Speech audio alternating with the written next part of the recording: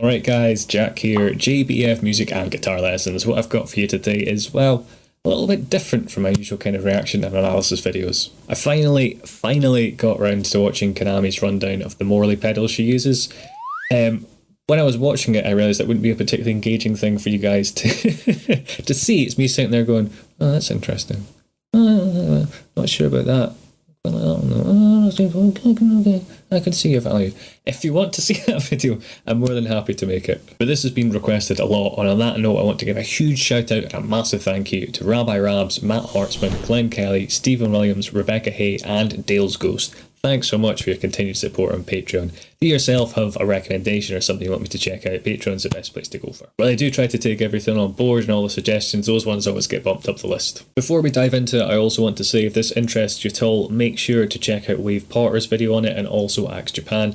Those guys have done a fantastic job. I've watched both of their videos and I would not be able to put this together at all if it wasn't for them. So standing on the shoulders of giants here. So I'll probably put a link to those with the eye up there, I think it will be. Or, oh, hang on, is it flip round? Yes. Up there? Up there? Oh, I don't even know what's up there. It should be up there. I'll put a link to those videos with the eye up there or there. I think it's going to be that corner, but the camera's the wrong way around and I always forget. I should just write it down on a bit of paper so I don't. But yeah, I'll put a link to those if you want to give them a watch. What I'm going to do here, as you can probably tell by my lovely key behind me here, is run through what I think the pedals are, what they're doing, and hazard a guess as to some of the combinations she might be using. Now, this is a lot of guesswork on my part, so I'm probably going to be quite wrong. And I also want to give a huge thanks to you guys because you have steered me right. There's some things I wouldn't have known had you guys not told me in the comments about, oh, this is what this is used for, this is what this is used for. So thanks to you guys again. I thought the best way to do this, to kind of add something a bit different to it, would be to go through the signal chain. That's a fancy way of saying how things are joined together, or how I think they might be joined together, one by one, showing you what they do and how the different sounds kind of interact with each other. Again, a lot of guesswork, but hopefully it'll demystify things just a little bit. I'm going to give you a quick rundown of what we've got on the board, or what I think is there, and then I'll go into the one by one. So T is the tuner. That's kind of your most important thing, your guitar, your lead, your amp, your tuner, your speaker cabinet. That's what you need to play, really. The M is that big box thing, and that's like a MIDI controller. I'll explain that in a bit more detail later. 0, I think, is a noise gate. 1, I think, is a Bad Horsie 2, which is a type of wah. We've got 2, which looks to be a volume pedal. I think it's saying ever baby perfect volume. I've not come across that one before. If I do find good demos of these pedals, because I had a little explore to see what they all were, I'll put links to those down in the comments, it's down in the description as well. Whether I find good demos or remember to do it is another thing altogether. 3 is a pitch shifter, but I think she uses this exclusively for drop tuning. What is drop tuning? We'll get into that in a minute. 4 seems to be a booster. It's a Friedman Buxom boost, I think. 5 is an OCD Overdrive. This is kind of a classic overdrive that a lot of people have on their boards. Really nice kind of sounding one, quite kind of smooth, but with a bit of bite to it as well. 6, I think, is another boost. We'll talk about why you might have another boost on the board as we go through it. This might be a long one, buckle in, guys. 7 is an overdrive pedal, which I think is more of a light overdrive. I'll explain what I mean by that in due course, potentially. 8 looks like it's a delay, as does 9. It's possible one of these is a delay and one of them is more of a reverb setting. We'll get into that as we go. 10 is a harmonizer and also modulation. I don't think she uses a ton of modulation apart from a little bit chorus, maybe some flanger. So I think this is mainly going to be the harmonizer, so particularly when she does things in octaves and stuff like that. 11, I would have thought this was an octave pedal, but I believe it is actually a compressor. If you might have looked at that and gone, it's upside down, the simple reason is because it's easier to fit on the board that way. Sometimes you can't always get your pedals orientated as you'd want them to be. It's probably to do with where the power is and how it's connected to everything else. The things that I've labelled as S are, I've put signal split, which is what I call them, but because you're taking your signals and you're kind of splitting them in different ways. You could think of it as a looper box. I think that's how those Free the Tone ones kind of I would say market themselves, explain themselves. But basically, lots of sounds in, and you can decide which ones come out of it. So say I had 1, 2, 3, and 4. I could do different permutations of those from using that box. I'm pretty sure that's what that's doing. Thing over with P is the power supplies. What is a bit odd is that she's using what guitarists affectionately call wall warts, which are like, the kind of chunky supplies like that, rather than just having one power brick. Future me will bring up a thing of. So there probably is a power brick hidden in there somewhere, because it would be odd to power things from, a kind of dedicated supply unless you really have to, which she might have to, because things like the number 10, number 8, and number 9 might be different voltages. Most pedals are just 9 volts. You can put a 9-volt battery in them, or you can use like a pretty much universal power supply. It's just a barrel pin goes into it. If I remember to do a little video of this, I will do it later, but you know what I'm like. So it's a bit of an odd one. I'm not too sure why that is. It might be to do with gigging in different countries, and different continents, and different voltages and things being used. I don't know. If you guys do, make sure to hit it up in the comments. So, where do we start? At the start. Sad news is my screen is not big enough to have this thing on and the kind of key, as it were, Kanami's pedal board at the same time. So it might get a bit messy, but hopefully it won't be too bad. First thing we need to do is we need to have a sound. Well, my guitar is plugged into my digital amp modeler. It's like a fancy thing that makes sounds happen without having to have amplifiers and speakers and whatnot. The first thing we need to do is connect a basic sound. So put a lead going all the way through. If you imagine this line that's going across it, right? Input is where the sound comes in. Output is where the sound comes out. Because there's nothing there, and this is an electric guitar, first of all, what we need to do is amplify the signal, right? So we'll put in an amplifier. I think she tends to use rectifiers. The Mesa, Mesa rectifiers tends to be the one. These are all different kind of channels and settings. Red modern, let's go with that. I think she's probably got more of a modern sound. Now, if I play it now, I can probably barely hear anything. I can turn the level up, and I do apologise in advance. It sounds like it sounds better than I thought it would. That's despite being out of tune. There's quite a kind of busyness to it that's not particularly nice to listen to. So what's going on there is we've just got the amplifier. This has amplified the sound of the guitar, right? It's made it louder. Hasn't made it particularly nice. What we then want to do is put the amplifier into a cabinet, a speaker. I have no idea what sort of cab she uses. Bear with me. Alright, it looks to be some sort of Mesa cabinet as well. That's what this one already loaded in is, that recto mix. So I'll try that. Very quiet. Turn things up a bit. Yeah, that's alright. I shall try the other one just for reference to see. That's maybe a bit more Kanami-ish because a wee bit more of the high end on it. So you can hear, you might not think about changing something as simple as your speaker. Can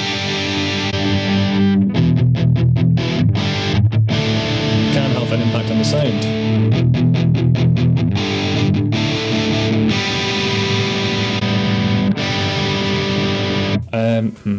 She tends to have more of a trebly sound than I like, so this one is probably more authentic. We could pop a mic on it, and it'll change the sound a bit again.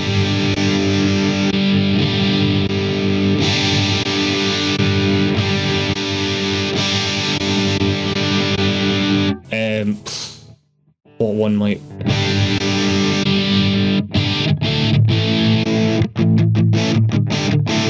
I'd either go for that or no mic at all. Let's check it out.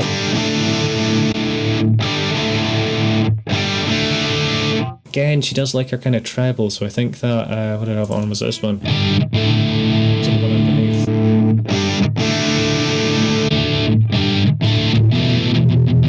I'm getting too much woomph on that. Okay, I'm just going to go with no mic, just. But you can hear how that's kind of, oh, hang on, I could actually. So, well, I think this one probably sounds the most authentic, just going by memory. When I palm mute on these kind of low strings, this hard kind of chuggy sound is going. So what I can do, the joys of the digital age, I can do this low cut thing, which is going to tidy up the low end. So if I get rid of all of it, it's going to sound pretty horrible. It sounds like a wasp in a tin can there. So I can just bring that in until there's a bit of body, but not any of that kind of... Right, so it's somewhere around there, it's kicking in. I'm going to move that a tiny bit more because I don't want to have to spend ages EQing it in post. Cool, that's fine. Proximity is how close the mic is to the amplifier. I think I've explained this before. If I remember which video it is, I'll link to it with one of the eye things, the cards. If you move it further away compared to closer, it just sounds a bit more open, so there's usually a kind of happy medium somewhere in between. So, however many minutes we've got into the video here, we've got the meat and veg here, right? The meat and veg. You got the guitar going into the thing, into the amp, out the speaker, and we get a sound. Now this amp is quite heavily driven, so that's why it's got that kind of heavy sound. What I'm going to do is take the drive right down so it's a bit cleaner. Yeah, cool, that'll do for now. I've got no idea how she sets her amp, but it's kind of sounding okay. The bass will make it bassier. Right, I'll put the drive back up so you can hear the differences more. Put the bass out. You know, it's the same as EQ on your kind of hi-fis or your computers or whatever. No mid, all the mid. Put the mid 6, I think. And then treble, let's do the same with that. It's a bit more muffled. Bit too much. I'm going to put that down because it's a wee bit scratched. Brightness is kind of like an other type of treble. We put it all the way up and all the way down. In fact, I can even take this negative. So it's much duller as the sound ever, but it's not going to pop so well in a mix. So I'll just take a tiny bit off, I think. Presence is just kind of more colour brilliance, really. It's that extra, that kind of extra sizzle. So again, somewhere in the middle's fine. The depth here is like how deep it is. You can hear that kind of woomphy sound coming back when it's on 10. Oh, it's still there, isn't it? And I don't get rid of it properly. The depth is harder to explain. It's one that you kind of feel a bit more. It just adds a bit more body to the sound. But because there's this kind of risk of doing that still, I'm not going to put any of that in. In fact, let's do this actually. Let's do that. Let's take out a wee bit of that. Too much.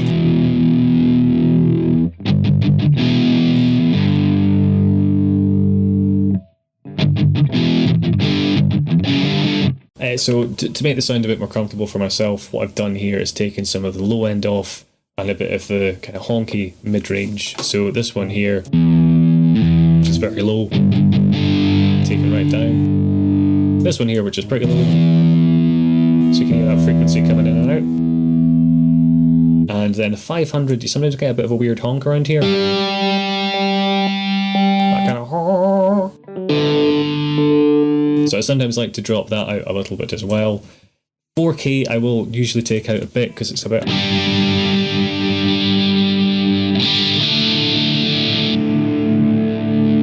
but I think Kanami tends to dial a fair bit of that in. She does like quite a bright sound, so I'm going to leave it in. That is pretty much that. So we can look at the fun things now. Okay, number one, I think this is a Bad Horsie 2. So this is a Wah-Wah pedal. I believe I've covered these before. I'll link to them with the eye up there if I have any eyes left at this stage. What it does is it makes the guitar go like wah wah wah. The Bad Horsie, if that's what this is spring-loaded. So a lot of wahs. Again, if future me remembers to do this, I'll go and get the wahs and demonstrate it. But I need to unplug them from my pedal board. I don't want to derail myself here. Most wahs, you can kind of move them and they'll stay in place. The Bad Horsie is kind of activated as soon as you step on it and has a spring. So it's Steve Vai's signature wah pedal. So there was something like Shy Boy. You can kind of hear the effect of the wah being pushed on and off in that. It makes things wah. So I'll pop that in the signal chain. I suspect that is probably the first thing that she's plugging into, because you tend to put wahs near the start of the signal chain. I'll mess about with where things go as well and show you how that changes it, but I don't want this to drag on longer than it probably already will. So, Wah-Wah, I don't believe I've got anything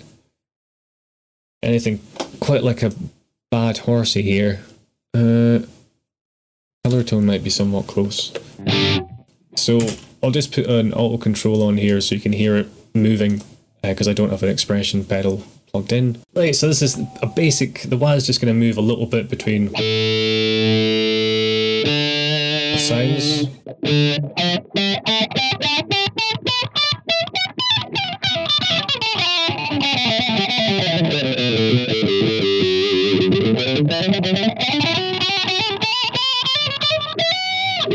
Okay, I don't want it to do that, but that's what it's doing. It's been ages since I've tried to set this up, so hopefully I've had it without that me mumbling to myself, but your wah does the kind of put a little bit less gain on, so you get that kind of funky.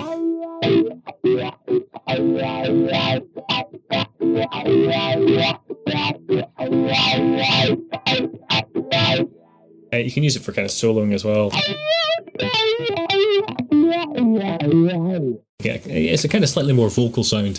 I will pop that off for now. I probably won't return to it because I don't think it's too relevant to the rest of the board. Volume. Okay, so a volume pedal does what it says on the tin. It makes things quieter or louder. So I'll pop one in and explain why you might want to use this. Okay, so I've added the volume pedal in front of the amplifier here. So guitar into volume. Well, the wah first, but I've disabled that for now. So turn up the volume. You'll notice not only does it get louder, it also distorts more.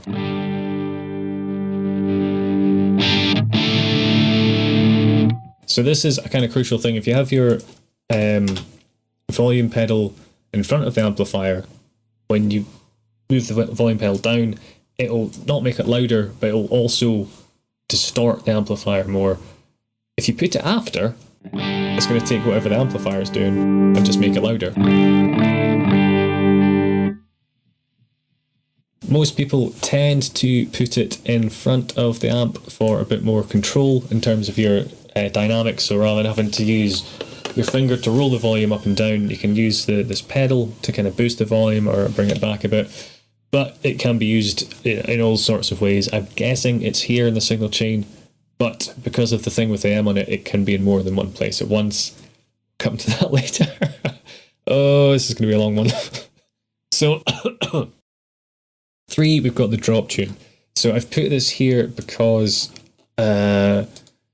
again, you can mess about with signal chains and where things go, but generally, if you have pitch stuff, it's good to have it at the start of the signal, because it's a cleaner signal, there's less stuff going on. It's going to have a clearer idea of how to change the pitch. So for example, if you put it after the amplifier and it's a distorted amplifier, your pitch shifter, in this case the Wah-Made drop tune, might not know exactly what the note is, because when you add in overdrive, you're adding sort of rich harmonics and saturation over the top of it.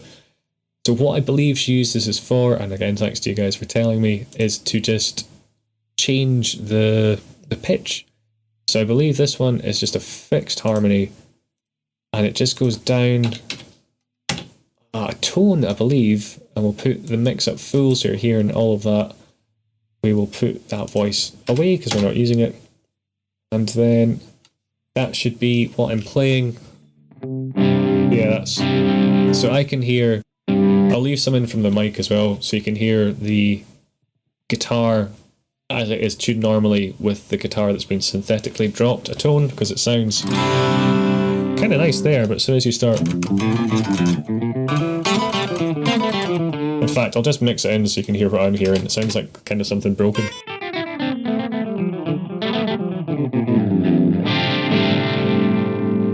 So sometimes you get a nice happy accident like that.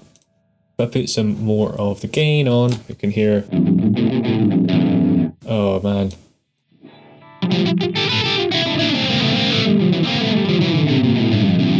So that's why if you're drop tuning it using a pedal, you want just the pedal. So what we could do is we could put this after the amp and the cab. What does that sound like?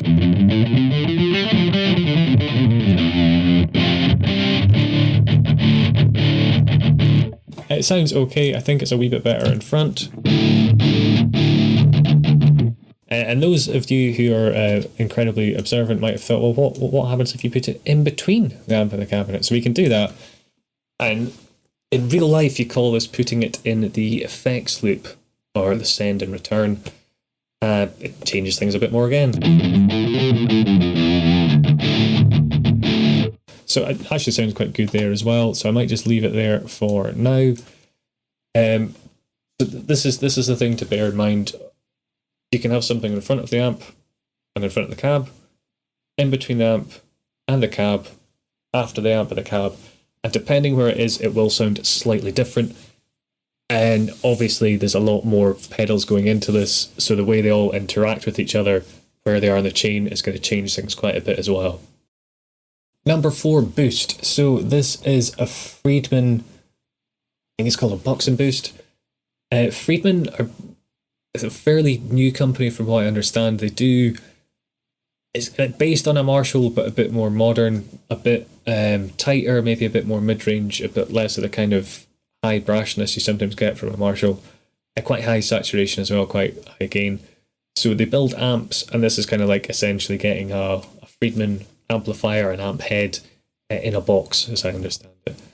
So what I've done here is I've tried to put the numbers below the knob so we can have a look at the settings and figure out what might be going on.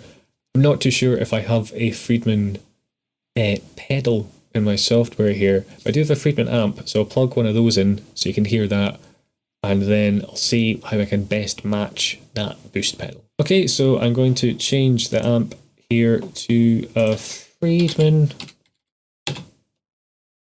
So many. Let's go for one.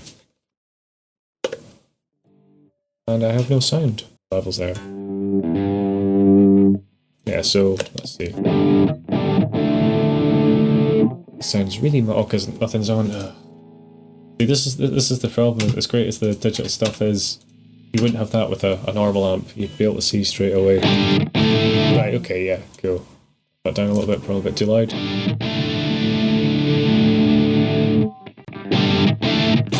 So that's the Friedman. Back to the Mesa. So it's a bit quiet. I'll try and balance the levels a bit more.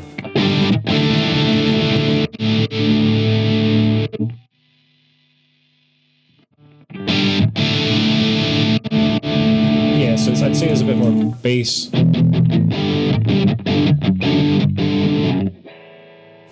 Low end, maybe a bit less treble in the Friedman, a bit more presence in the Mesa. When I was a total side note here, when I was adjusting the volumes there, I don't know if any of you have ever watched Wallace and Gromit or watched the making of Wallace and Gromit.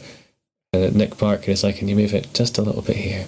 And then you move it just a little bit. Just a tiny amount, and the second toe would come up. Tiny amount, third toe down, just a tiny amount. Then we move up to the hand again. And it feels like that sometimes when you're doing music stuff and you're doing these tiny, tiny little, almost imperceptible changes. So that's the sound of Friedman. We'll look for a drive pedal that might sound sort of the same. Don't know how much luck we're going to have here. The Zen Master might not be a bad shout.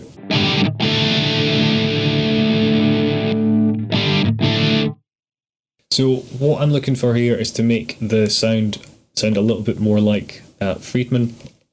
I don't have the pedal exactly that she has, so it's going to be a wee bit of a tricky one. What I can do is look at the settings here, bring up the pedal and find out what they all mean. Sorry for this, it's going to be a nightmare to edit. Mid, bass, treble, EQ, interesting. tight, and boost. Alright. Okay, so I've got this bit up here. Hopefully the cursor's on. I think I got that recording. This is your mid-range, so it's quite a lot of mid-range. This is your bass, so she's taking the bass out. This is the treble, reducing some of the treble as well, likely. This is an EQ or bypass. It looks like the EQ is on. We then have one called tight and one called boost. So tight, it just makes things sound a bit tighter, a bit less flubby. So if you think of like maybe a Van Halen sound versus a kind of modern metal band, the modern metal band being a bit tighter, the Van Halen one being a bit more kind of loose sounding. So that's kind of when we say tight and kind of sag or tight and loose, that's kind of what they mean.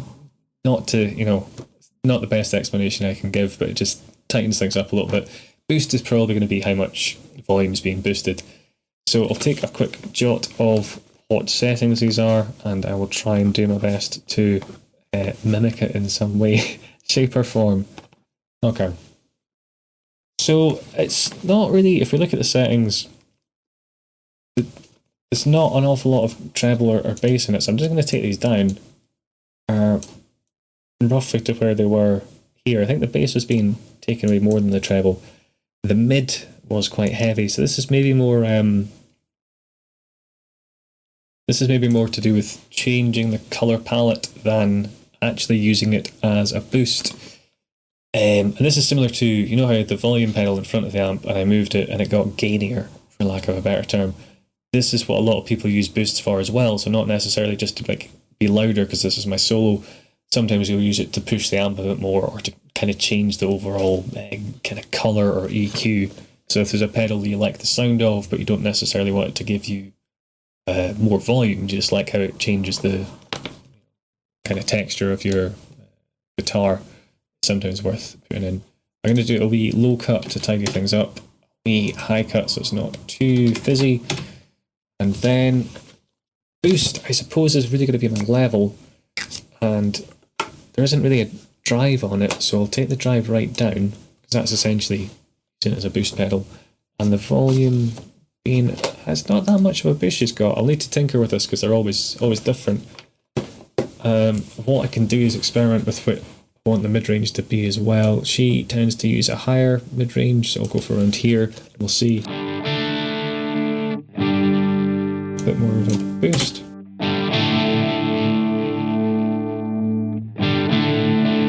Okay, I can give it a lot more level to... I'm out of tune again. Bit more mid. Too honky. Cool, yeah. I'm going to take the tone down a tiny bit as well to... in fact, add it a tiny bit.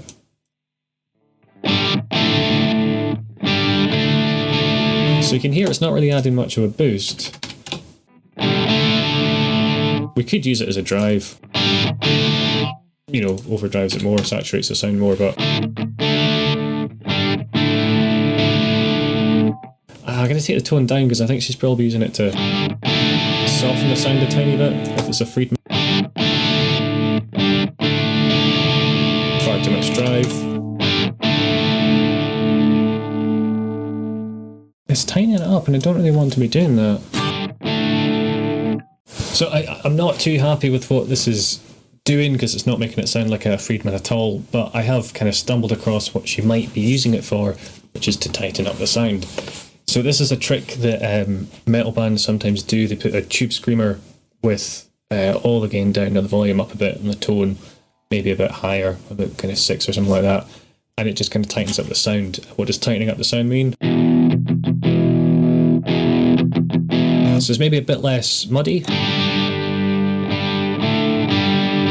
but a bit kind of brighter.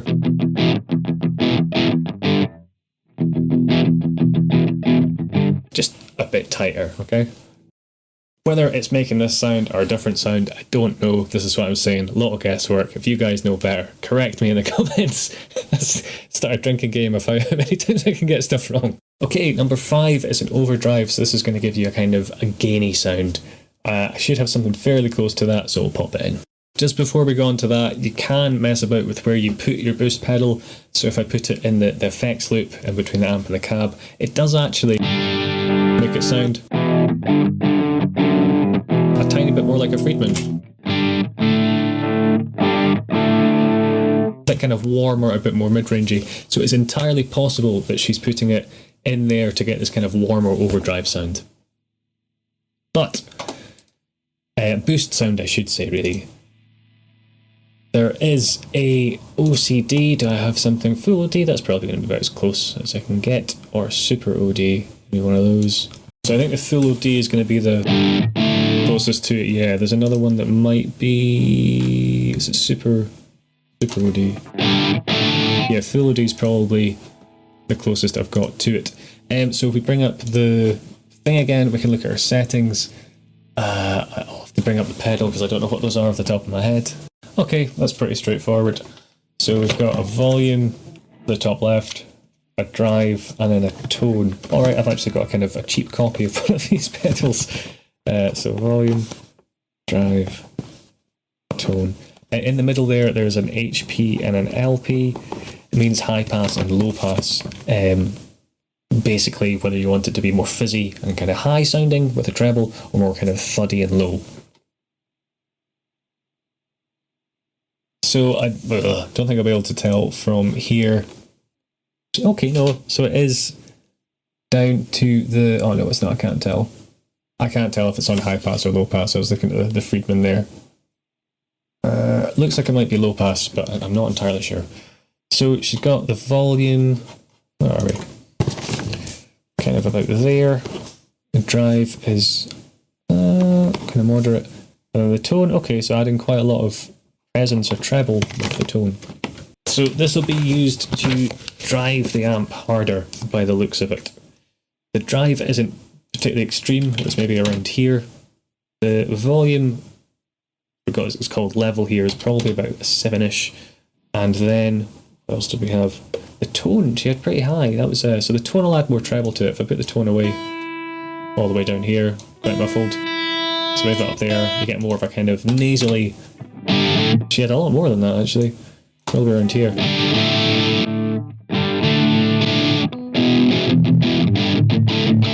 Yeah, okay, that's sounding a bit like one of the sounds she uses. A wee bit harsh, so I'm going to take some of the treble off. I'm going to give it a little bit of mid-range. There might have been the low-pass filter. So she might have the low-pass filter on and then all that kind of tone in to balance itself out. Yeah, that's kind of getting there, isn't it?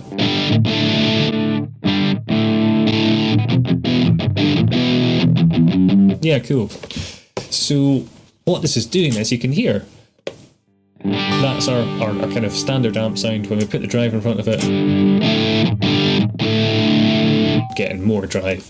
What happens when we put the boost in the effects loop? It's not loud enough there. Boost is actually acting as like an anti-boost. But it is kind of changing the tone. What I'm going to do so I don't mess with these settings too much is I'm going to copy this over to copy X to Y, so I've got a copy of it here. And I'm going to be less brutal with these and see if that helps kind of not drop the volume as much. Yeah, cool.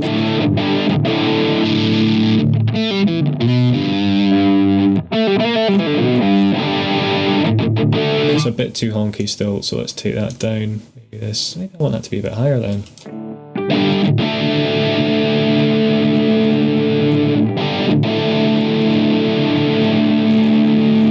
Take that high cut out.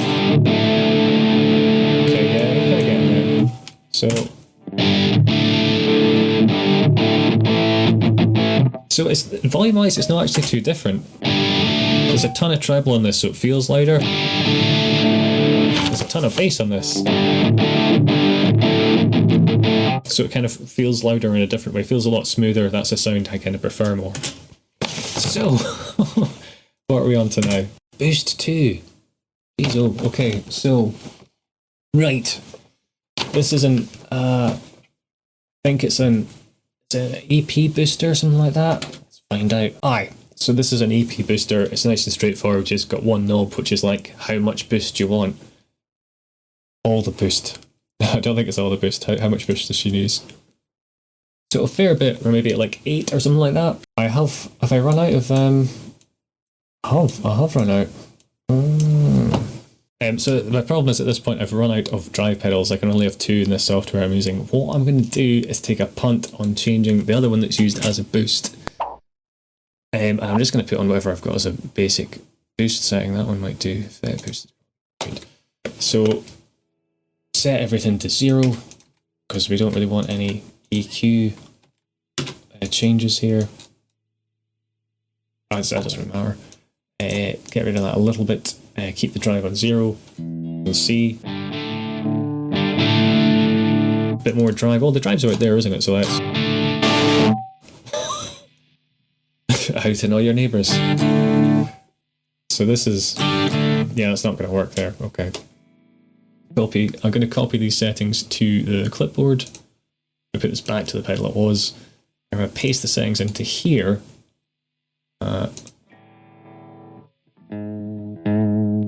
See if I can get this to sound a bit more.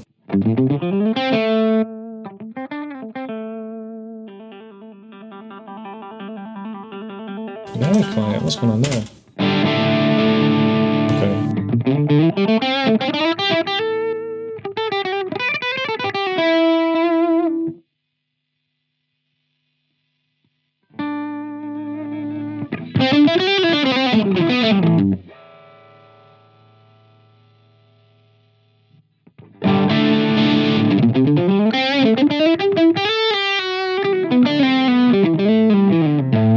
So this is where things become a bit messy and complicated because I'm not too sure what she uses each pedal for. So this could just be an actual boost pedal, which just boosts the sound, like making everything louder. It's entirely possible that's how she's got it set up because there's not really anything else that does that just yet. So if she is using it as a boost, what we'll do is just take your signal but make it louder. If we have it like I do here in the effects loop between the amp and the cab, just takes the sound and makes it louder, right? If we had it out here at the front, it's going to push things to drive more, which isn't really what you want from a boost. You want it to just kind of boost the already existing signal. So you could also put it after the cabinet. I think putting it here probably makes sense. And say if I put on this full drive, so quite heavy tone. If I put this on, it should get a bit louder. So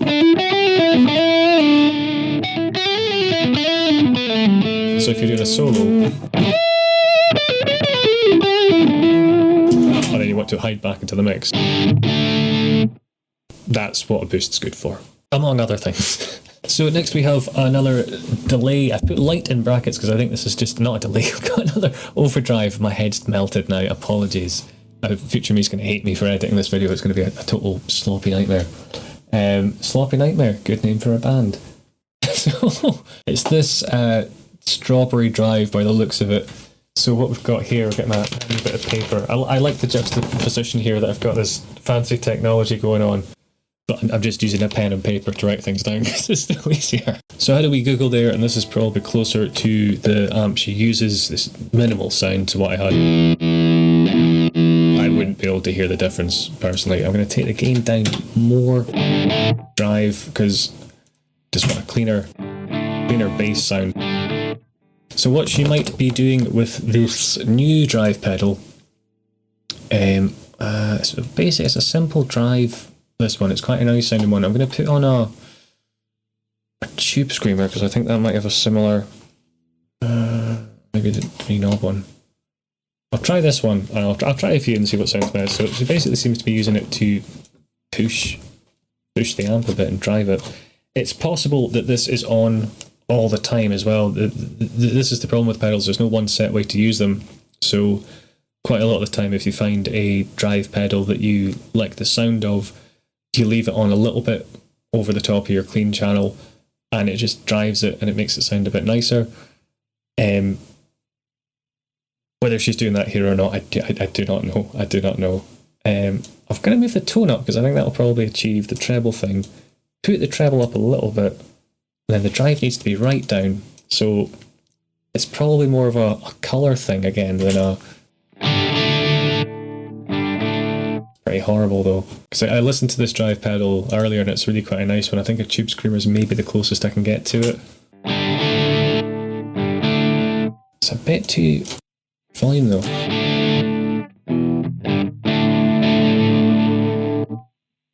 I have to put a bit more drive on so it's not too big a difference. Smooth the volume down here, let's do that. Take the drive right down too.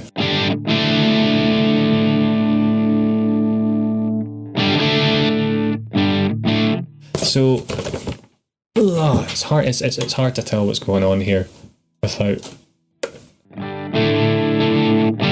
So here you can kind of see, rather than if we're having a total clean, we can boost it a little bit.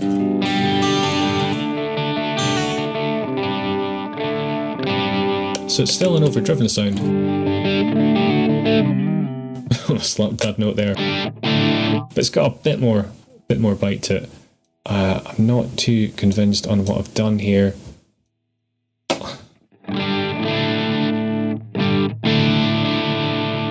She did have the treble right up though, so I'm assuming that's what's doing the sound.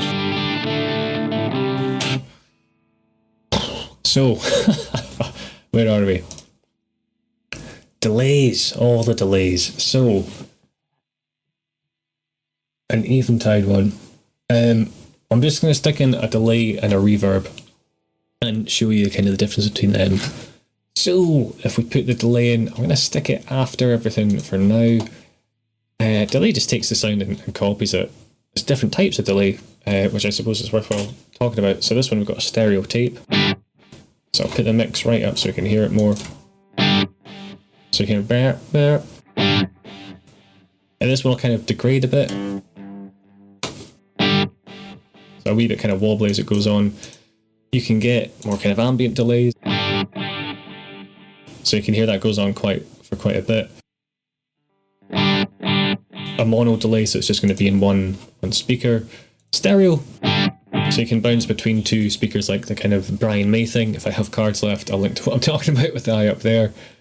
What else have we got here?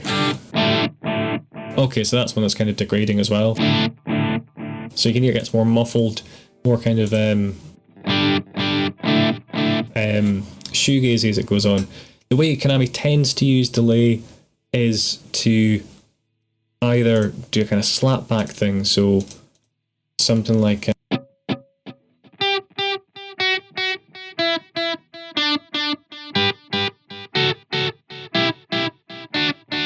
so getting the delay to repeat back what she's doing, or as a kind of general soaring one for solos. So I'll leave on this kind of dotted one. I'll make it a bit faster than that though, I think.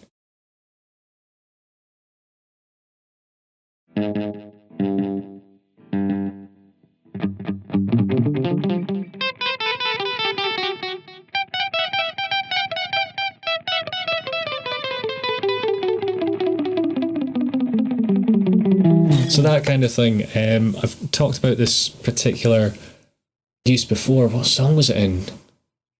It might be Onset. I'll link to it there if I still have my cards. And I'll use this Y block to just put a kind of like let's put a ping pong solo maybe. The ping pong delay. So what it does yeah, cool. So you want this to be a bigger, I'm going to set this to 750 milliseconds. And it's quite loud just now, but in a full band mix you won't hear that as much. And what it's going to do is just make solos and stuff sound a bit more epic. So if I put on some of the stuff, put that one on, but that's probably more of a solo sound.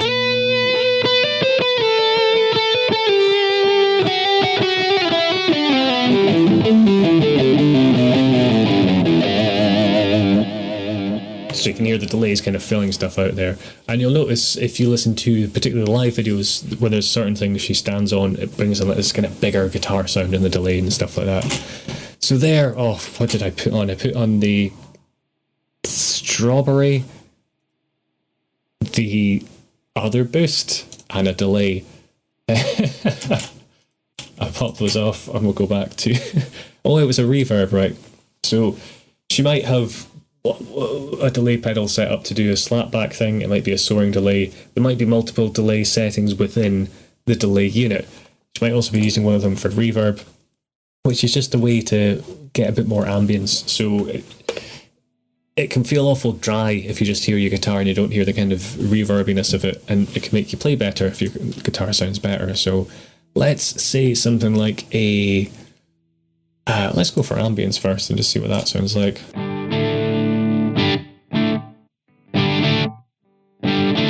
So it's just adding a tiny, almost imperceptible bit of delay, reverb. That was not great. Let's go for a drum room, so this should be a bit more slapback. So that's a fairly natural one. Go for a large hall. Yeah, okay, so that's where your ambience... It's where we're starting to get into shoegaze land a little bit. I think if there's some sort of... I might try... So, okay, I'll explain what plate and stuff is as well. So large plate is... It's what it sounds like. They have this huge metal plate that's suspended on... like I think it's a wire or something. You feed the vocal signal usually into it. The plate reverberates, so you get this lovely shimmer, and then the sound gets kind of taken out the other end of it. I think Dolly Parton or Lulu Shout might be good references for these, and it works great with singers that have fantastic control over their dynamics, because it brings in this reverb when they do the big powerful notes, and then it kind of dies down when the notes are softer because the plate doesn't vibrate as much. So you can hear a little bit when I play softly, and when I play harder, more of it. And obviously you can get different sizes of plates. A spring reverb is... Where was spring? Medium spring. It's what it sounds like. A lot of amps have these. If you've ever dropped an amp or kicked it and it's made this kind of sound and you've broken it. If not, it's just the spring inside it is moving about. So again, the signal just gets it through a spring. So it has this kind of... So it's a bit too much. Have I got a smaller spring? No, okay. I will change the size of the spring in a bit less time. See, this is kind of common on kind of reggae and stuff like that, particularly if I bring it down.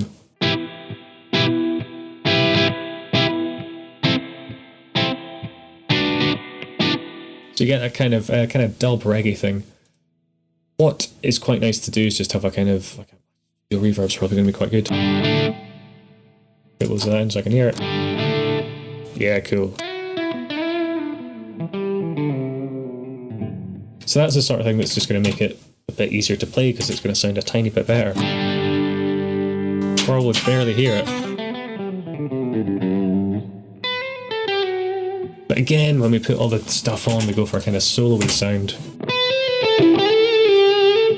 So that's just the reverb, right? A tune. So if we put the delay and the reverb on together,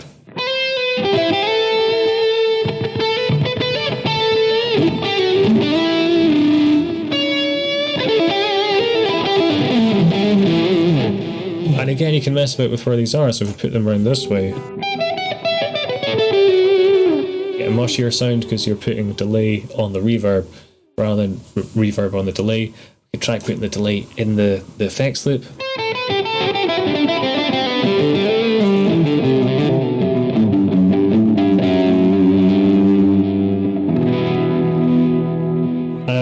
I'm going to leave it where it was for now.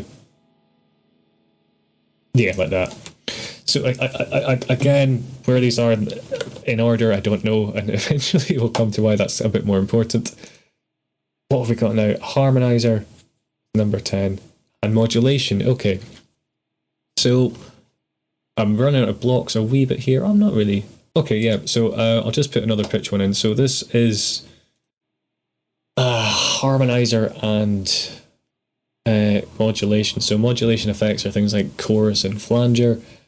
I'll put those on just now because what she's got is a multi-effects unit, so it does more than one thing. So it can do stuff like, take all the other stuff off so you can hear the effect by itself.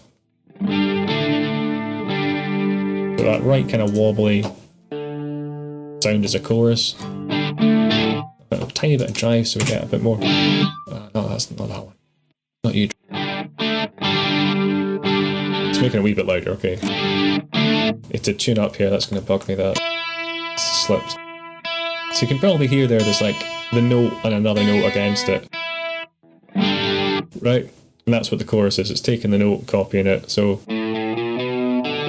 stop that before I get copyright claimed. A bit more depth and it'll go a bit more wonky. Very 80s. What a flanger is pretty much the same thing, but it sounds a little bit drier. It can also sound a bit like a plane. So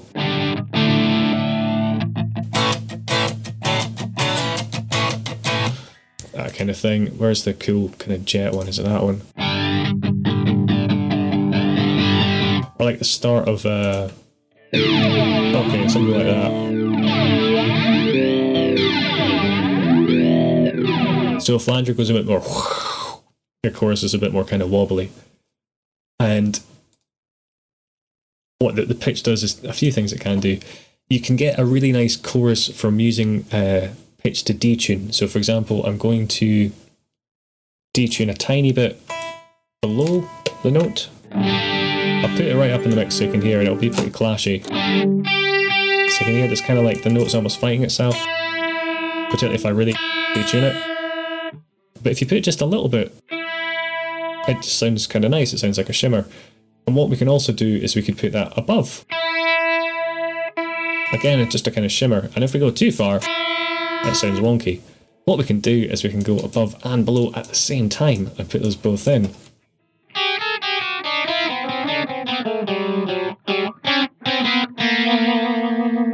Which is just pure comedy, really, isn't it? It's a brilliant noise.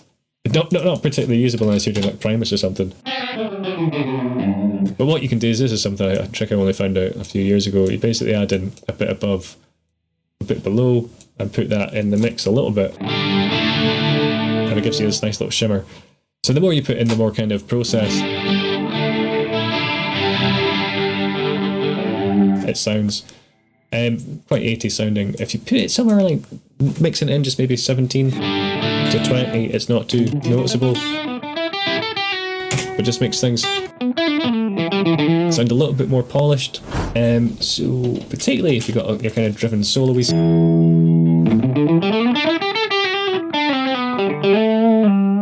It's mixed in a bit too much. Which one was the drive? Was it this one to give me? Cool, let's go. So that compared to, it just adds.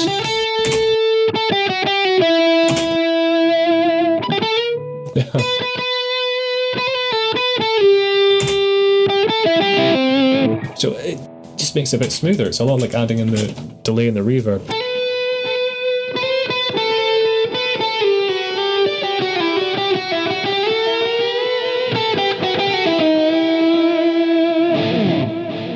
So that's one thing the pitch can do. Another thing it can do is harmonize. So you can do an intelligent harmony, which is going to use a scale to harmonize what you're playing. I'll try and think of something off the top of my head here. I don't know if she really uses this because they have the backing track. So I think they tend to just play harmonies through that. But technically, if you wanted to, could you? Right, so that's fourths, so I'm going to get thirds. So that's that kind of Iron Maiden thirds thing.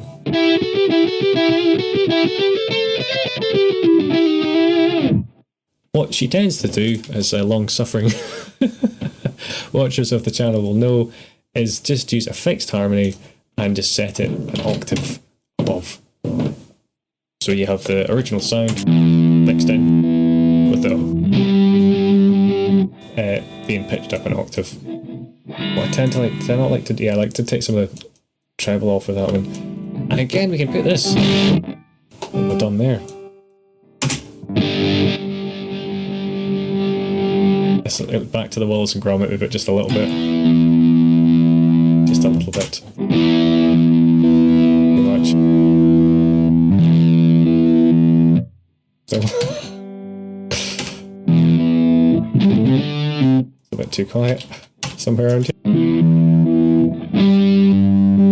So this is a whole thing as well. Like, you want to make sure that your pedals aren't doing massive volume jumps without you wanting it to. It's a whole fiddly business. And again, we could experiment with where this goes. So let's pop it to the front. In front of the drive pedal. If I put it after the drive, a bit crisper, a bit tinny as well though. We put it in the effects loop. That's probably the smoothest sound. If we put it at the end, that's got a real chime to it, so it just depends what sound you want. I think Kanami's probably an effects loop pitch shifter. That's a brand new sentence there, probably. But I don't know. I just don't know. Compressor. Okay, and I think I talked about the signal splitting thing already. So the compressor is kind of a neat segue here, because I was talking about volumes and getting things same volume, and without, put a pedal on, you don't want it to be super loud. That's essentially what a compressor does. So we'll have a look at our settings here. Where was the compressor? It was that OC one, wasn't it? It's upside down. It's making everything a bit more difficult than it has to be. Can I zoom in here? I can. Brilliant. See, this is the problem. It's not just a dial. There's numbers on it. I've got no idea what they're set at. Oh, hang on. 3, 4, 5. So that top one there is 7. I think that's maybe a 5 and a 4. So I'll find out what those are, what those do. What was it? If memory serves me correctly, the Peak Cornish is a particularly nice compressor. I think quite an expensive one. So what have we got? Threshold, release, and compression. It's not a very good image. Going to get a better quality one. This is a slightly better picture here. We've got a volume on the top, which is going to be the bottom one. Blend in the middle, and then compress. So the volume is going to be how much output it has. Compressor is going to be how much compression it has, and I suspect blend is going to be how much of the compressed sound you want blended in. So if you want it all compressed, so that like the mix thing I've been messing about with throughout this video. Yes, so my brain is really stopping. Let's look at that. Volume, blend, and compress. Okay. So volume, I think, is on 7. Blend looks like it's maybe at halfway. Compress looks like it's maybe just on 4. So let's pop that in and see what we get. Okay, so studio compressor. I'll just use the studio compressor because that sounded quite good. Mix didn't seem like it was all that high.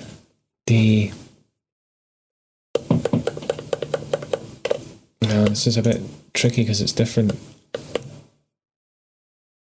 We've got to do it like for like, isn't it?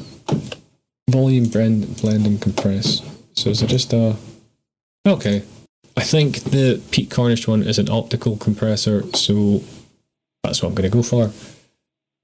Our settings... Oh man, come on dude. What are we saying?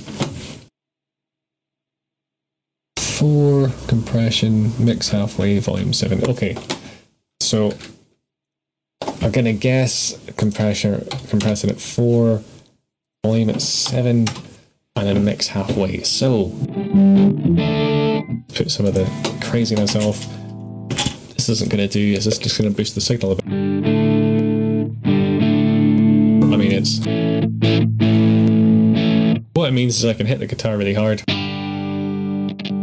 turn it off, And if the compressor's on, it's going to get not quite as hard, and it's going to make my soft picking a bit louder. Just level things out a bit. So, she might have... Okay, yeah. Right, I was going to get rid of the wah, but we've still got space here, so it's fine. Let's move everything along just a little bit. Here we go. To channel some of that Bob Ross energy. So if we put the compressor at the start, what it does... Oh, there's another thing I've missed out, isn't there? Ah, 0. Yes, okay, I'll come back to that. If we put the compressor at the start, it can make playing guitar just a bit easier, so it means there's a less dynamic range in your playing, so there's less... it's difficult to explain. This feels a bit safer. Like if you hit the note a bit too weak or a bit too hard, it's going to balance it out a bit. The other way in which you can use a compressor is to kind of really overdo it, so it's almost like an effect. So you always get this like kind of sound, bit of drive on so you can hear it a bit.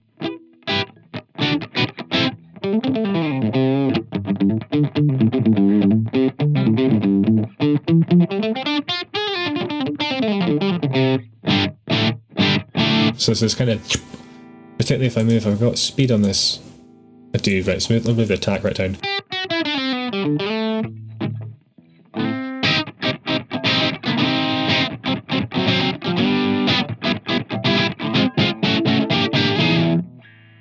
So depending on how you set these things, it will, affect it a bit differently.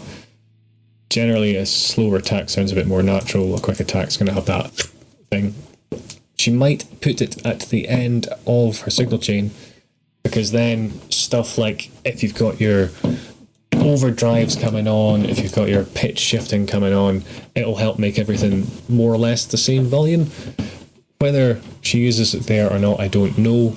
If you're using lots of pitch shifting things and lots of delays, it is sometimes good to have it at the end of the chain. Final thing, which I forgot to start with, is 0, which is a noise gate. Sorry, trying to pop my ears there. Hello. I talked about these before, and luckily there's one already built into this lovely bit of software. So it basically makes things not come through the amp unless they're at a certain volume. So I had it off there. I've got it up at quite a high threshold now. I'll put all the kind of gains and drives and stuff on. I'll explain what it does a bit better. So which ones do I want? That's very drivey. So you can hear here there's a lot of string noise on my hand going along. If I move up the threshold, it takes it out. So what that means is sounds you wouldn't necessarily get muted out, but if you're not picking hard enough, it won't make it through. So it's about finding the right kind of balance of threshold and ratio is kind of how extreme it is. Threshold, ratio, slower attack, again, I kind of prefer that on the noise gate.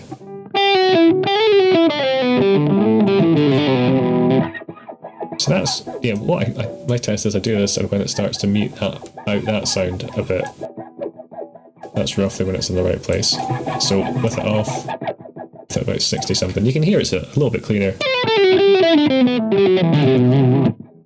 So it means you have to play a little bit cleaner, because if you don't have on... Oh, whoops, wrong way. What was it? If you have it up quite tight, you can hear the notes are kind of getting cut out a bit. Because I'm not playing quite clean enough. So if you put the compressor after it,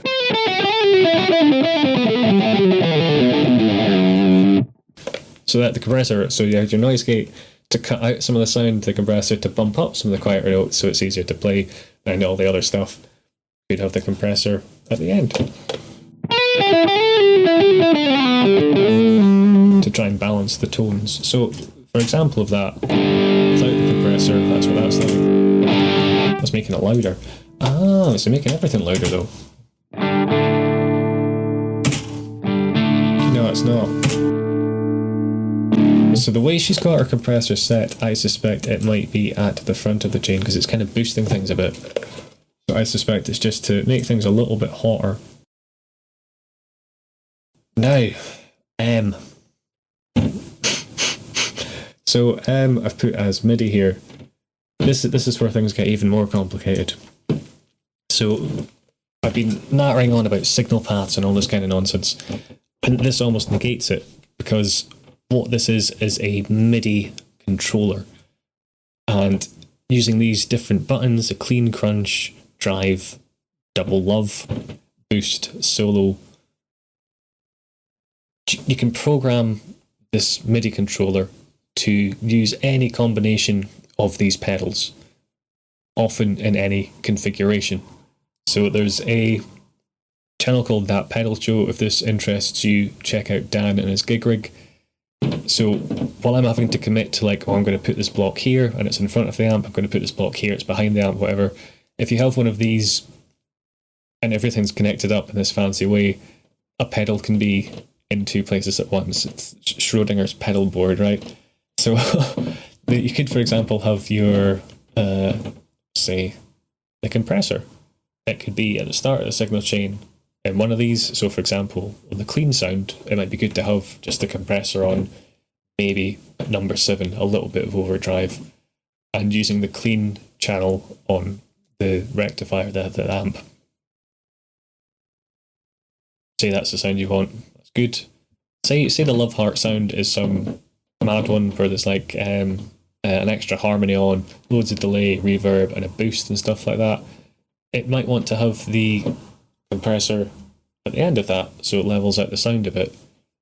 And because everything's plugged into this kind of MIDI switcher, you can decide where the signal goes and where it comes out from. Whether she's done that with this, I don't know. But just to explain the level of complication that can arise from these in terms of choice and where you want things to be. And it can be a nightmare because you're like, well, I quite like it here for this, I quite like it there for that. And you can just waste hours and hours twiddling switches. I can demonstrate that in Modulation. So here I've got Scene Select, and it basically lets you have 8 different presets which will be combining these different things. So I've kind of run out of blocks to a certain extent, so I can only have 2 drive pedals on at one time. But what I can do is change the settings in those drive pedals. So this one has 2 functions. It can either do this full OD, which is the OCD, or the Tube Screamer, which I think I used as the Strawberry replacement. And I could have this esoteric RBC, what one was that? I think it was the Friedman. And then that was just the boost. So I couldn't have the Friedman and the boost on at the same time, but I could have the Friedman and the full OD, or the Friedman and so that would be the Friedman and the OCD, or the Friedman and the Strawberry. But with her setup, she'll be able to have any permutations of those 4. So if you want it kind of after stuff and post-processing, a lot of the time we'll just leave things where we like them. So your modulation might be in the effects loop, your pitch shifting might be in the effects loop, the volume at the start. You might leave the compressor depending on what you're using, and you'll tend to have your delays and your reverbs in the same places in the signal chain. Oh no, have you stopped? Oh, you bastard.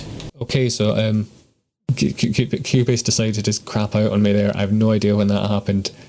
It also looks like it's been clipping, which is really good fun. So, yay! If the audio goes really bad for a while, it's because I've had to switch to the backup audio. I apologise in advance. Oh no, it's all clipped. It's Clip City. Oh well. Such is life. My head's a bit too melted after that to run through some of the sounds properly. If you stuck with me till the end, thank you very much. Thank you for your patience. Hopefully this has demystified things rather than added to the confusion, which I think it might have done. If you want me to run through these sounds and some of the stuff we can get if we, experiment with let's have this on and this on at the same time, hit me up in the comments. But yeah, suggestions, the Patreon thing, the likes, subscribes, it's all good. I think I need a little cup of coffee or tea and a glass of water to try blow the cobwebs away. And cheers, guys. I hope you're having a great one.